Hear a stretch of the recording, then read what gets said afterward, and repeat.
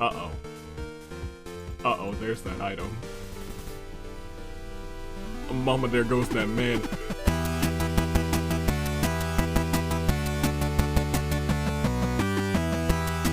Good day, good people. It is another fine day in the year of the Zenith as I turn this towards me. Toonling. Dave. Anomaly, the Anomalicars. Few know me as the man. I was excited for Gen 9 if I'm being completely honest, but most know me as the United States Aviator. Welcome back to a oddly fitting episode of the Danganronpa Hunger Games. So, we're celebrating Season 4. Excellent, fantastic, you love to see it, singles action. This is the second week in a row that you guys have selected a Hunger Games throwback episode that just fits. It is the Pokemon Starters episode from Season 4 that you guys selected, which was actually tied. It was actually tied with the OC Tag Team episode.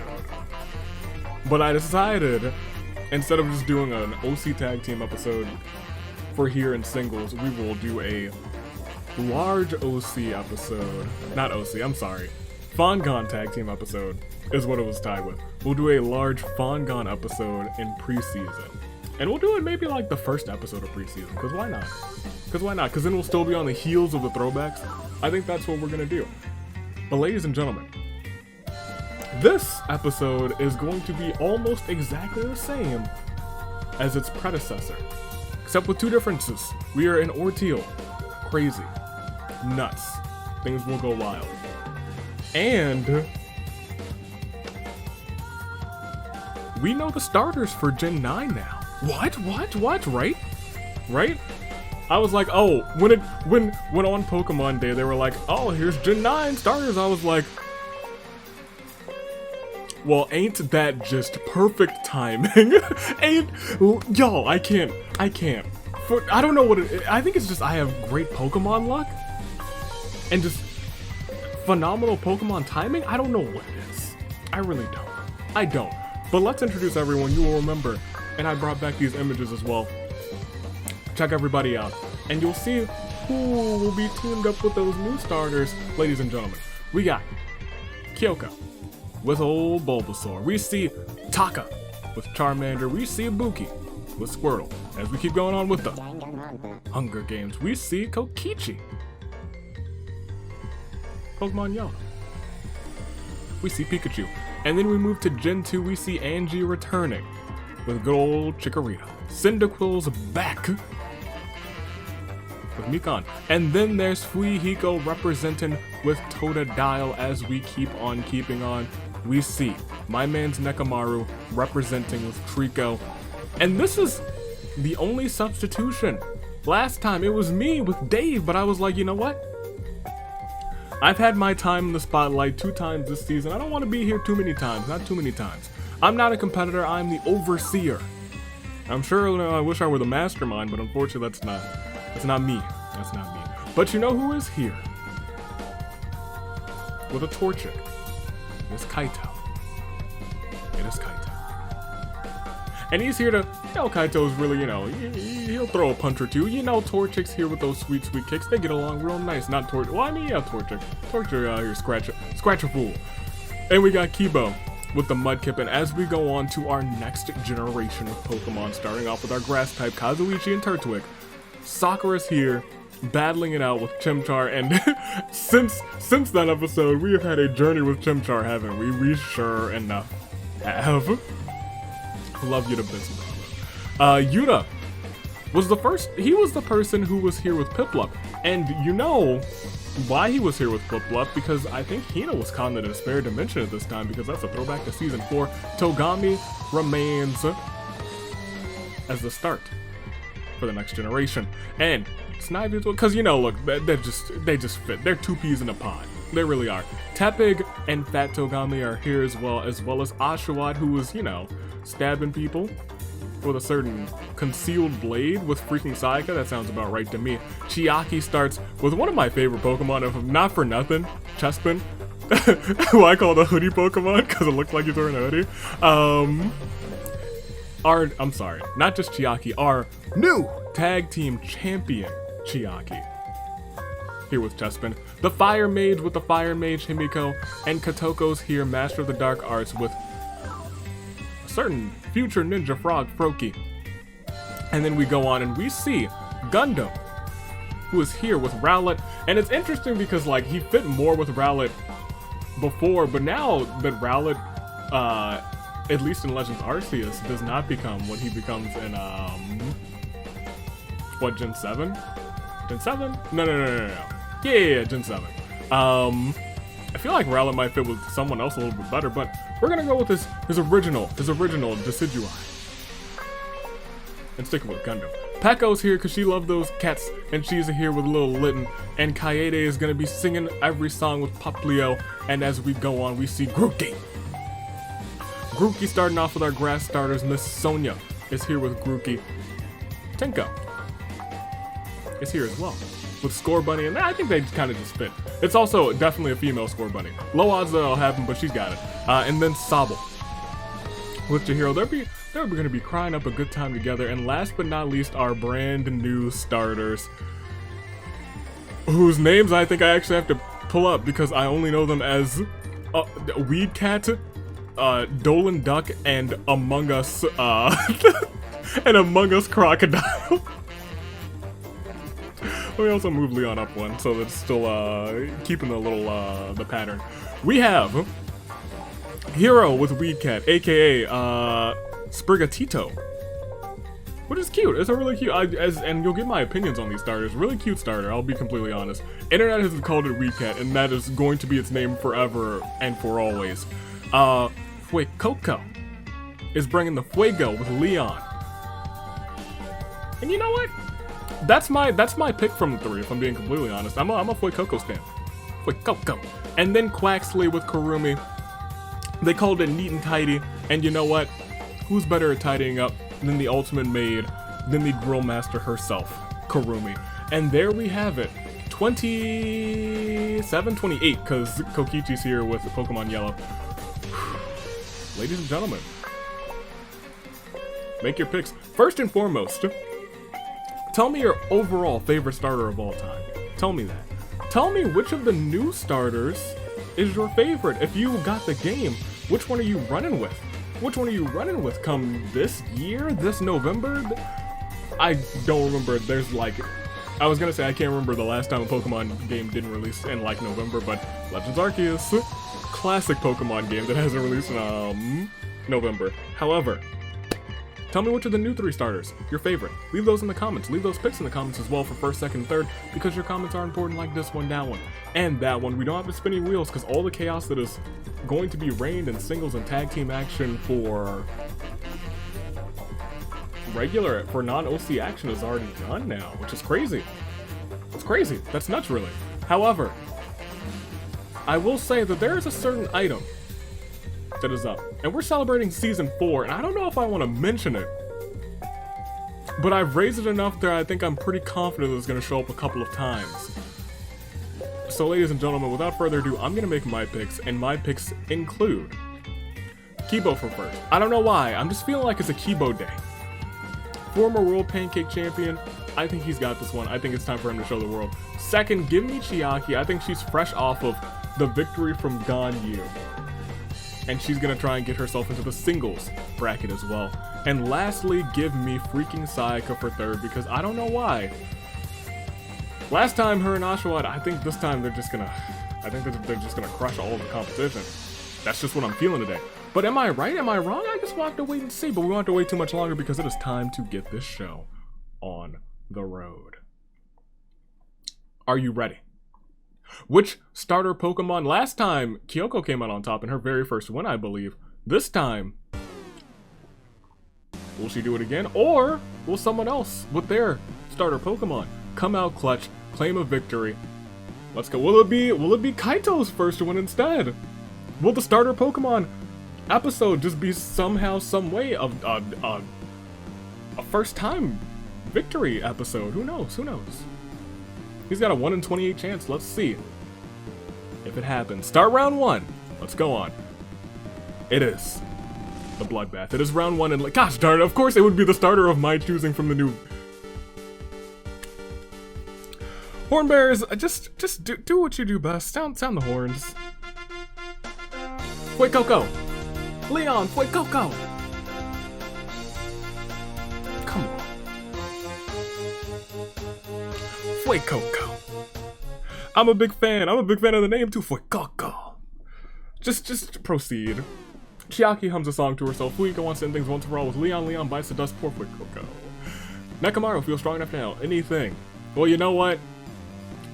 Totodile, super effective against Fue Coco. Yeah. Fat Togami finds us all below his concern. Togami tries to kill Kibo, but Kibo retaliates and kills him instead. Tenko sets down a trap. Peko finds an axe, upping her chances of survival somewhat. Kaito spots something shiny in the distance. Sakura kind of wanders off and gets lost, never to be seen again. It's because Bravo clearly has taken her into his time machine, into his TARDIS, into his time and relative dimension and space, and they're on a fantastic adventure. Kotoko does something really cute. Ibuki wonders about the future. Kibo wishes he could go home. Yuta picks up looks neat and cool lying in various places. Kaie Day is being adorable as always. Chihiro can't help but admire his own genius mind. Mikan gets caught in one of Tenko's traps and all she can do is hope to be freed. Himiko draws a demon summoning circle on the ground, you know, for fun.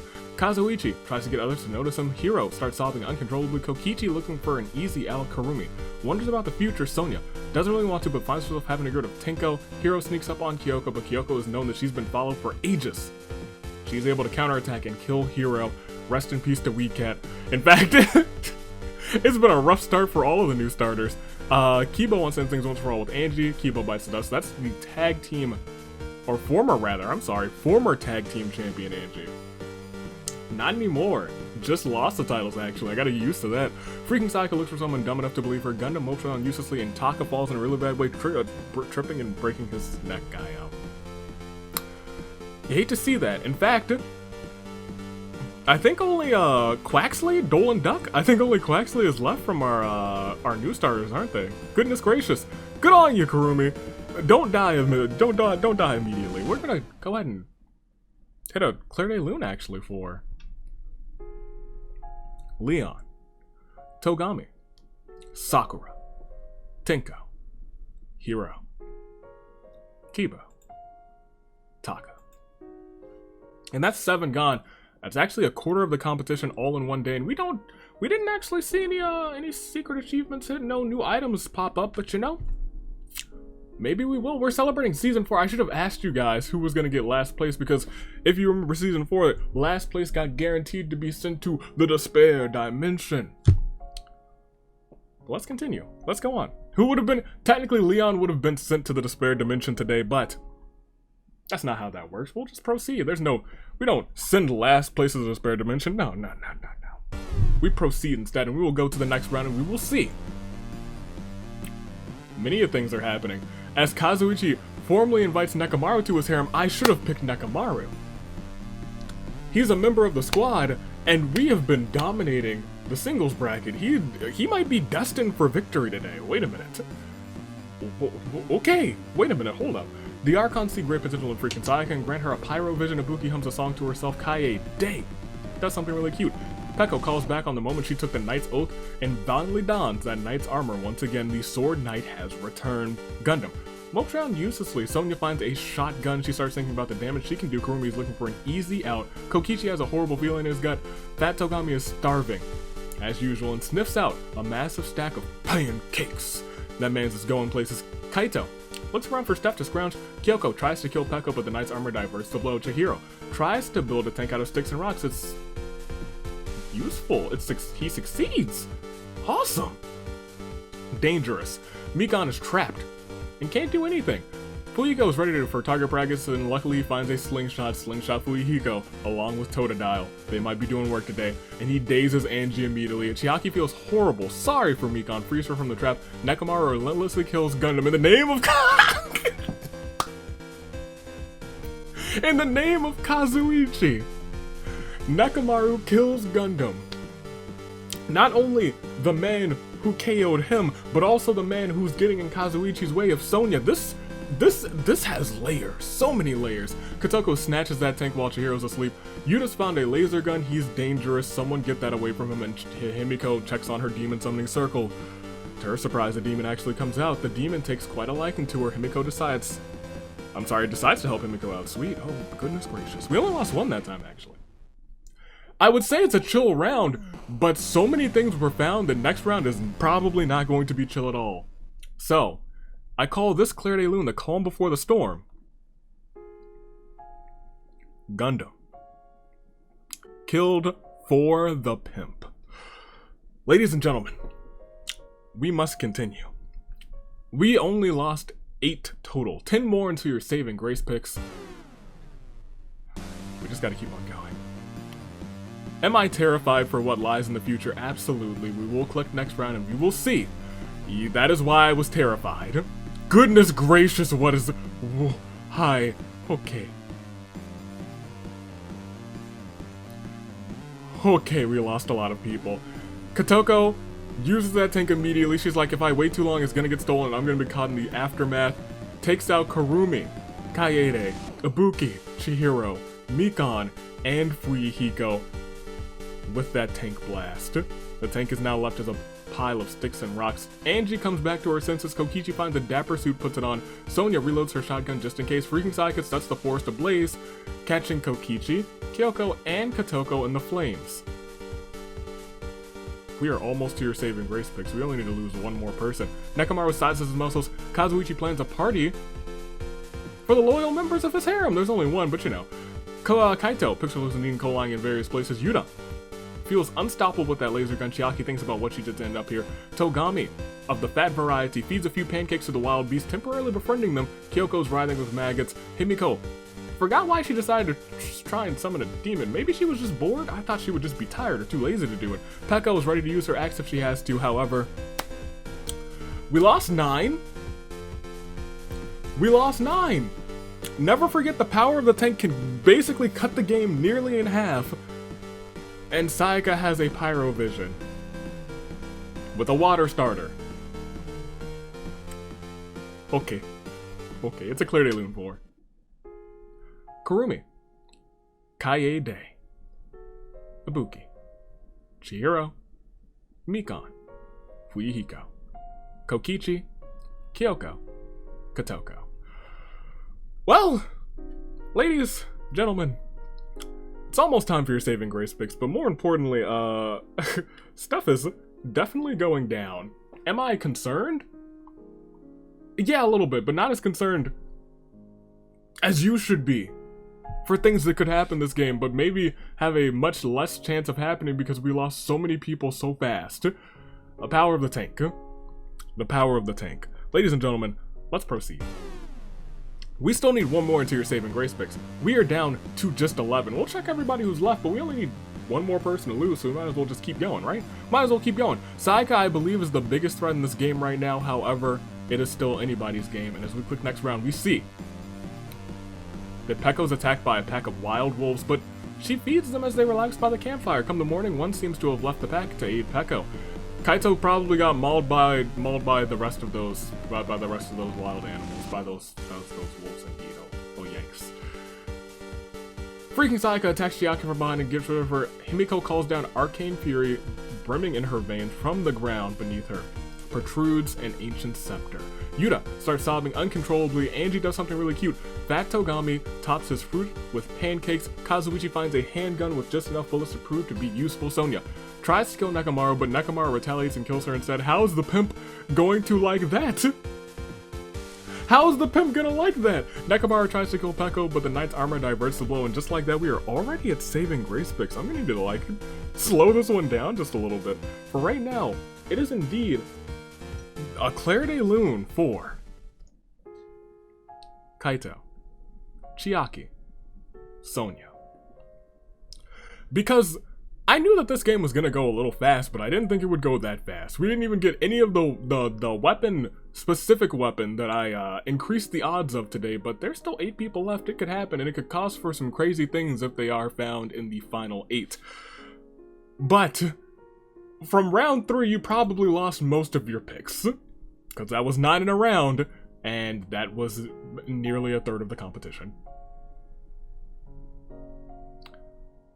Hey, on the house, make some new picks. Make some,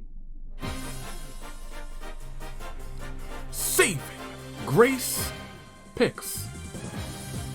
There are just 8 people remaining.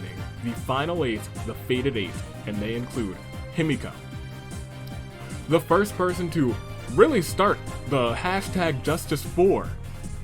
But this year she started with a heck of a year. She started undefeated. She started by making 2022 her year. Can she keep that momentum going? Can she get that momentum back? I think it's very possible, especially with the items that she has in her possession. Yuta, you never count him out. That's all I'll say about him. You never count that man out. The ultimate pimp. He wants the singles title back, and to do it, he's got Turtwig at his side. Can they come up clutch together? Perhaps, mayhaps. As we scroll down, Angie just lost her tag team title. Can she rebound and have a shot at the singles title? Pekka, you know her, you love her. She's been so close to gold so many times, but has yet to really capitalize, pull that trigger. Can she get a win today and be one step closer? Fat Togami, former tag team champion. Could today be the day that he gets one step closer to singles gold with Tepig at his side? Freaking Sayaka's got 4 KOs, she's killed the tag team champion, and she has never held gold in her own right. Can that change today? And then Nekomaru with Rika. These two together, they have the power of the squad at their side. Do not forget that. The squad has been dominating, and that RNG has been incredible to me. Truly and sincerely incredible. And I'll be frank, if Nekomaru wins this one, I'm gonna pop off. I will not be able to contain my excitement and the absolute craziness that it would be if Nekomaru wins this match. But it feels so weird to have just so many members of the squad just win back to back to back to back. Only Samugi has broken that streak, and unfortunately that was for the title. But I'm gonna get Nekomaru for first. You've already made your picks. I know you have, for first, second, and third in the comments. Nekomaru for first, Himiko, Justice for Himiko for second, and then you know what? Kaito for third. I know he's dead, but I think he's gonna get revived. Quote me on it. That's not a prediction. It's not a spoiler. It's a fact of life. And another fact of life is that these final 8, all standing tall, all standing bold enough to walk into this arena with their starter Pokemon.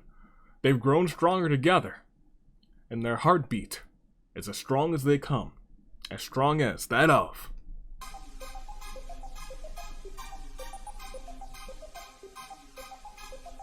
a samurai woman.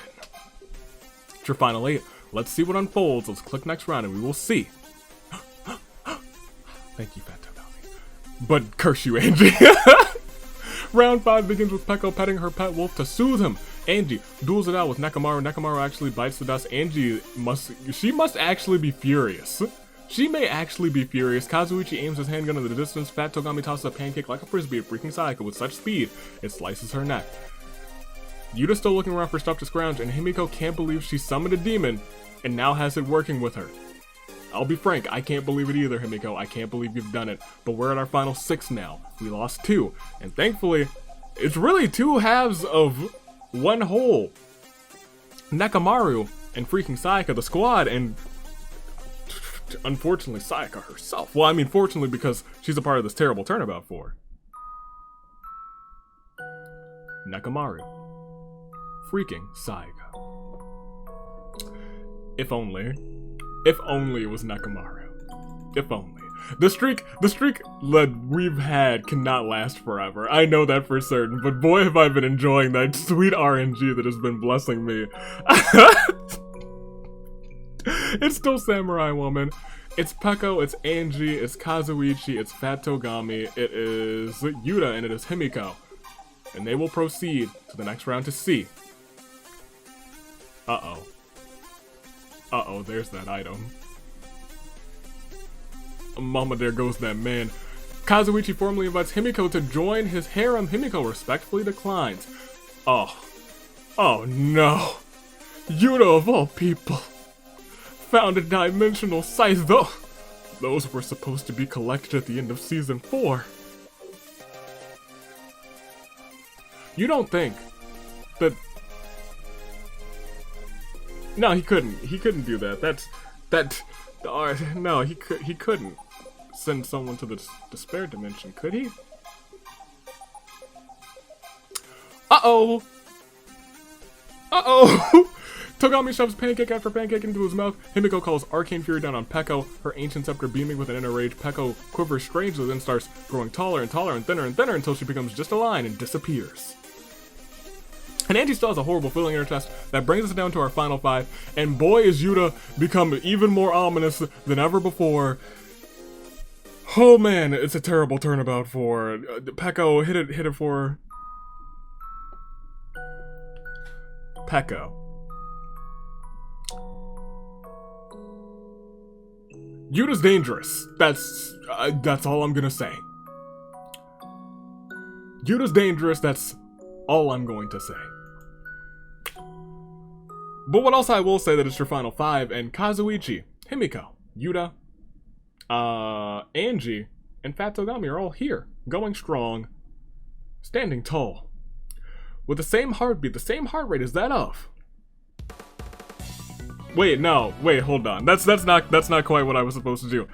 They're all standing tall, and the final 5, and that was the right music that I was supposed to play, but it was the wrong build-up. So like, take me back, just pretend that didn't happen. Just and hey, it's your final 5: Kazuichi, Himiko, Yuta, Fat Togami, and Angie.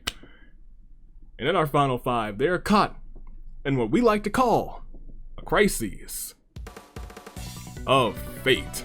Much better. Hey, let's go to the next round. Yuta, are you gonna use that? Are you gonna perish before you use it? Or is... I don't know. Uh-oh. Okay. Alright, I see. Fat Togami wonders who left pancakes in the arena in the first place. Angie challenges Fat Togami, who's got a ton of pancakes, and Kazuichi to an anything goes pancake eating competition. Let me tell you, the man, the myth, the legend, Fat Togami, if he wins this match, by the end of this season, he could become the next Triple Crown champion, because he has earned entry into that World Pancake Championship Invitational for the World Pancake Championship. Let's go ahead and let's proceed, because Kazuichi after that just doesn't care much of this place. Himiko's polishing that ancient scepter, and Yuta picks up her mutant lying in various places. We'll go to the next round and we will see. Oh, Andy's being adorable as always. Fat Togami wonders why anyone would choose the waffles over the glory that is pancakes. He understands. He's in my head. He knows what's going on. Kazuichi formally invites Himiko to join his harem. Himiko graciously accepts. She's like, alright, you know what? You wore me down. We'll do it. Yuta feels unstoppable with his laser gun, and Himiko just wants us to be overall. We will go to the next round and we will see. Ooh, dancing smarty pants. Yuta sobs quietly. Fat Togami invites Angie to share pancakes with him, but Angie, the fiend, accepts, only to kill Fat Togami while he's enjoying the breakfast feast. Kazuichi places a new feather on his pimp hat, and Himiko corners Angie with her demon, and the demon subsequently mauls Angie. She will not be getting her retribution today. The thing that she will be getting, though, is a terrible turnabout for Fat Togami, Angie. That's all she wrote for those two. But now is the battle between one of the most dominant competitors in Danganronpa Hunger Games history, Yuta, between the ultimate pimp and former champion, Kazuichi, leader of one of the most dominant factions, the Entourage, and Himiko, who had a dominant start to this year. Who will come out on top? I don't know. Between Yuta, Kazuichi, Himiko, I don't know. But I can say it's still a crisis of fate. Yuta, Kazuichi, Himiko. And Yuta still got that dimensional scythe. Will he use it when we click next round? No, he will not, but Kazuichi's got a Komodo dragon with a pair of aviator goggles. I don't like that, Kazuichi. I don't. You kind of have my blessing, but you know what? Maybe you don't anymore. Himiko polishes her demon's horns. How wholesome. Wholesome. Yuta looks around for stuff to scrounge as we proceed. And it's kind of neat that we have a fire type, a water type, and a grass type left. But that's about to change because... Oh, it doesn't just change it! It just ends! It doesn't just change, it just ends! She did it again. She did it again. Who would have thunk? Who done did it? That's what you get for getting the Komodo. Kazuichi, that's what you get. Kazuichi's Komodo dragon betrays and kills him. And do you know why? Because Komodo dragons cannot be trusted as friends. You've seen it before. They always betray you in the end. Yuta, before he has a chance to use that dimensional scythe, trips and falls in a really bad way, breaking his neck. And Himiko screams at nobody in particular because she's screaming in excitement. She's screaming because she's one. She is the one who remains. And you know what? It is her year. It's her year. So you know what? As we hit this terrible turnabout 4, Kazuichi, Yuta. It was her year. It is still her year. And she's got her momentum back. I'm not gonna say anything about it, but you know what I'm gonna say? I'm gonna say she's your winner. She is your winner. She came, she saw, she conquered. With a little fire fox by her side. These two red-headed magical mages were a match made in heaven. Your winner, Himiko, with Finnegan by her side.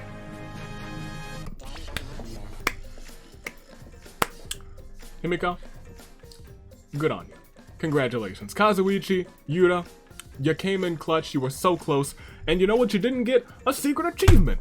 Foolishness and ridiculousness. Fools. Everyone's dead except for Himiko. She stands as the sole survivor. Kotoko had 6 KOs, freaking Sayaka with 4, Angie with 3, Nekomaru and Himiko with 2, everyone else with 1 or less. Congratulations to Himiko. She started off the year strong and she's gonna finish off this year strong. Maybe. Maybe. She could be a champion. She's never held gold before. No, never held gold before. Maybe she can change that this season. We'll see, I don't know. But congratulations to her. We can bring up that singles bracket first and foremost. Yeah, there she is. Congratulations, Himiko. She earned it. She earned herself a win. She earned herself this victory. And she's trying to disrupt the squad glory that was going on, but you know what? We still got half a season to go. We still got a whole half of a season to go. However, what I do want to do is just really run through just like a quick simulation real quick. Look at all that, that's all your stuff. I want to run through like yes, so like, things like this would have happened, like people, cutting open dimensional things and putting people in the despair dimension, and then, some of that would have happened. And I'm not going to do too much spoiling, because a lot of this was supposed to happen, like it's happening a lot in this simulator, in this, okay, actually she got saved from the despair dimension. That's kind of nuts, that's kind of crazy. See, it would have been a whole bunch of, there would have been some purple events, you would have been like, whoa, despair, look at all that, that's crazy, it would have been crazy, there would have been people in the despair dimension, and it would have been neat. Would have been very neat stuff happening, but I just want to tell you guys, some of that's in there. I'm not going to show off, there's a bunch of it in there. There's a bunch. I wanted you guys to get a little taste today, but RNG had other plans and made this game very fast. But yes, the despair dimension exists in Orteal, as you I think have already seen, with one event. Not the only event where you can get out of the despair dimension, but you can be freed from the despair dimension. You can also perish in the despair dimension. There's been some world building in the despair dimension. Usually, back in season 4, it was just like, oh yeah, they're stuck there. We don't know what's going on there. It's just terrible things going on there. There's some world building now in this simulator for the despair dimension. But Yeah, we'll see. We'll see what happens. It will still be around.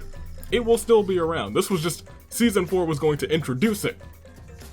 Getting stuck in the despair dimension. It's also something that you can't win in. Unless there's things that can happen. There's some neat things that can happen. There's some neat mechanics. I wish some of them would have hit today, but you know, RNG. But I can't be mad at Himiko. She was like, screw your plans, AV, screw your despair dimension. I'm going ham. I'm making sure people remember it's my year. It is year of the Himiko. It's actually year of the Zenith. But maybe it is year of the Himiko because she's gotten herself on the bracket again. Congratulations to her. Until next time. Until Yeet Ball? Yeah, next week is Yeet Ball. Next week's Yeet Ball, but the Yeet Ball team that's going against the Yeet Ball champions, they will be represented by a throwback. What was your season 5 throwback? No, I'm not entirely sure. We'll have to wait and see. But until next time, Timley, Dave, Anomaly, the Anomaly Cars.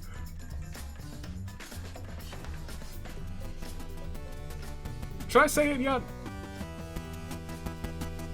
No, I'm not gonna say it yet. I'm gonna let y'all struggle for a little bit longer. Toodaloo, flight crew. Thanks for watching.